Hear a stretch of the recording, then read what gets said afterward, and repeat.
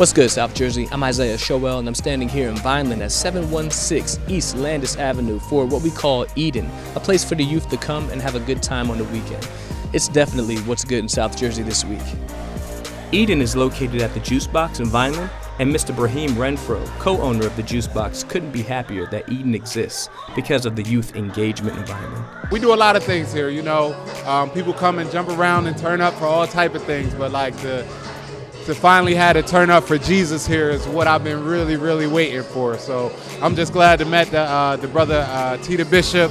He brought this crowd here, and this is what we need, to see people here, right here in Vineland, New Jersey, with their hands lifted up in worship.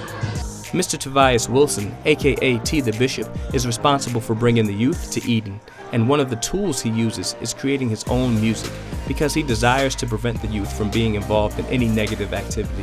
His nonprofit, Hope for Hank, was created in honor of his late brother, who lost his life to gun violence. And it was this tragedy that ignited the passion for God in Mr. Wilson's life, and he shares that passion with the youth. Eden to me is a place where you come and find comfort. No matter who you are, no matter where you come from, race, ethnicity, religion, no matter what. When you with God, when you in the garden in his presence with his people, it's nothing but him. It's not about nothing but him. So Eden is just a short for Garden of Eden, but at the end of the day, it's a place where we come before God and we fellowship together. We the church, not the building, but the people. We the church. Mr. T.J. Carroll, an artist from Florida who was a guest of T. the Bishop, also wants the youth through his music to get to know God for themselves. Being exposed to the evils in this world shows you that there's so much darkness. It only points to one thing, and that's that there's also light. Because you can't have darkness without light. And that's when I chose to follow Jesus. That's when I chose to keep praying. I have countless stories that are in my music that just follow my journey about me giving my life to Christ, because that was really a process. I didn't just wake up one day and say, oh, I'm gonna flip the switch. It took God, he was pursuing me over and over again. I was in life-threatening car accidents.